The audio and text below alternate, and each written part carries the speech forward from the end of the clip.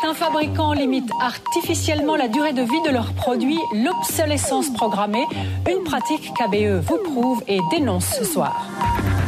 Les smartphones et autres produits high-tech sont programmés pour être périmés rapidement et donc la lutte s'organise pour en prolonger la durée. On évoque maintenant une proposition de loi contre l'obsolescence programmée des objets. De quoi s'agit-il ? Voyez le reportage de Sophie Rodier et Guillaume Beaufils. Articles dans la presse, enquêtes, reportages radio, émissions à la TV. En 2013, les médias ont dénoncé l'obsolescence programmée. À Lausanne, pour lutter contre ce fléau, l'ancien conseiller d'État François Marthaler commercialise un ordinateur durable. Pour ce politicien vert, 2013 marque définitivement un tournant dans la lutte contre l'obsolescence programmée. Il y a plusieurs événements qui se sont passés. D'une part, une tendance à la camelotisation, des stratégies ouvertes de certains constructeurs qui font tout pour éviter que les appareils se réparent. Et puis d'autre part, on a vu en Allemagne, par exemple, ce professeur d'université qui a créé un site où on peut accuser telle marque et tel produit de tomber en panne juste à la fin de la garantie et qui commence à collecter des données qui sont assez décoiffantes. À défaut de pouvoir entrer dans les usines, c'est dans les ateliers de réparation que nous sommes allés. Ici, à Moudon, on répare des téléviseurs. Alors là, donc, dans le Samsung, effectivement, les condensateurs, si on regarde, ils sont collés, ils sont couchés. Et c'est vrai que si cet élément est déjà sous-dimensionné à la base, c'est clair que c'est pas des éléments qui sont faits pour durer.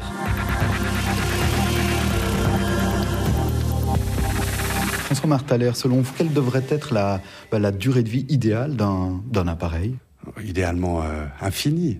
Je me souviens d'une anecdote, mais j'étais en vacances il n'y a pas longtemps au Maroc où circulent principalement des taxis Mercedes qui ont 20 ou 30 ans, et il y en avait un qui approchait le 1 million de kilomètres.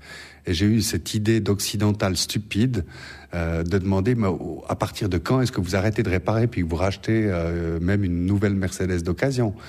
Et le chauffeur ne comprenait pas ma question parce que tout simplement l'appareil sera, la machine, la voiture sera réparée aussi longtemps qu'il sera possible de la réparer. Puis à la fin, elle n'aura plus aucune pièce d'origine, tout aura été remplacé. Et je pense que ce jour-là n'est pas encore arrivé. Donc il n'y a pas de réponse absolue à cette question. La seule chose que l'on puisse dire, c'est que la durée de vie d'un appareil, c'est le moment qui sépare la date de l'achat du moment où soit on renonce à le réparer ou on renonce à le mettre à niveau.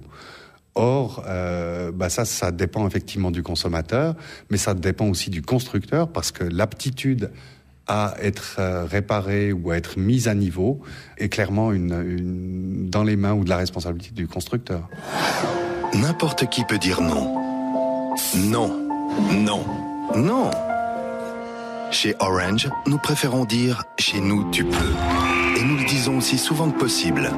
Tu veux toujours la dernière nouveauté ? Chez nous, tu peux. C'est toi qui décides à quel moment changer de mobile. Peu importe quand. Orange. Chez nous, tu peux. François Marthaler, en 2013, il y a une nouvelle ordonnance qui est entrée en vigueur, qui stipule maintenant que les appareils ont une garantie non plus d'1 année, mais de 2 ans. C'est un petit pas dans la bonne direction. Oui, assurément, c'est un progrès. Mais évidemment, 2 ans, c'est un peu court par rapport à la durée de vie potentielle d'un appareil. Les ordinateurs Huawei, pour prendre cet exemple, devraient pouvoir durer au moins une dizaine d'années.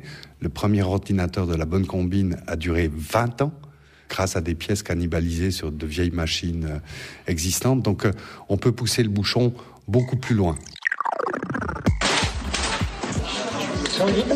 C'est quasiment inouvrable, sans le casser. Ils ont compliqué les choses. Et c'est vrai que c'est pas fait pour être démonté, voilà, c'est fait pour être jeté. On a mis 20 minutes pour le démonter et 2 minutes pour le réparer.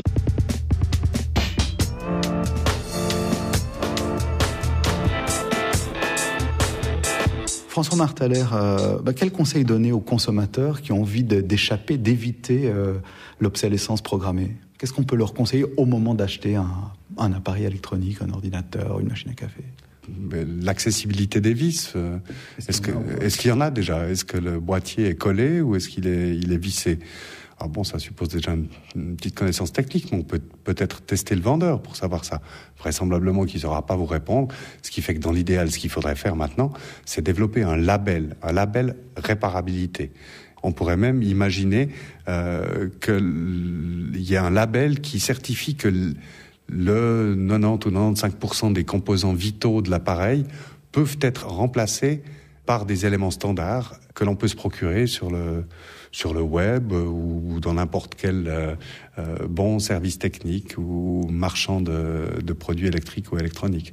En dehors de la marque qui vous l'a fabriqué et qui vous l'a vendu. Ce serait au fond un label ou le meilleur label de durabilité. Et en attendant la naissance de ce label, le consommateur peut continuer à dénoncer les vilains fabricants, ceux qui ne jouent pas la carte de la durabilité. C'est sur Internet que les délateurs peuvent s'en donner à cœur joie. Internet change beaucoup les choses.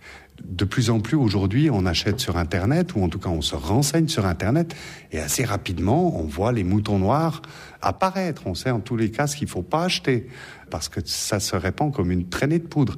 Ajoutez à cela le fait que vous puissiez accéder de plus en plus facilement à des guides de réparation, à des pièces de rechange génériques, bien meilleur marché.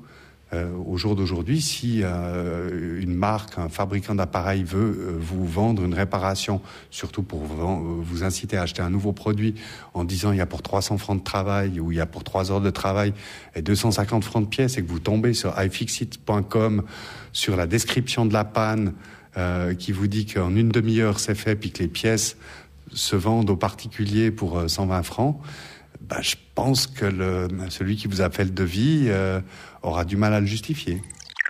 Ça y est, j'ai réussi à enlever cette pièce. Voici la batterie. Et ici, ce sont les connexions qui sont soudées. Donc si tu veux la remplacer, tu dois apprendre à souder, oui. Avoir un fer à souder. Et comme François Marthaler est un indécrottable optimiste, il efface l'obsolescence programmée et lui préfère la durabilité planifiée. Alors en 2014, place au consomme-acteur. On va tout à fait dans le sens du consomme-acteur, mais aussi du producteur. Acteur du développement durable. Encore une fois, cet objectif de développement durable, c'est un objectif planétaire qui concerne certes en premier lieu les gouvernements, et les entreprises doivent absolument implémenter ces préceptes qui nous permettent simplement d'assurer aux générations qui nous suivent une planète accueillante et un accès aux ressources dont nous avons bénéficié. Sans quoi la société telle qu'on la connaît risque de disparaître, pas la planète. N'importe qui peut dire non. Non. Non. Non. Chez nous, tu peux.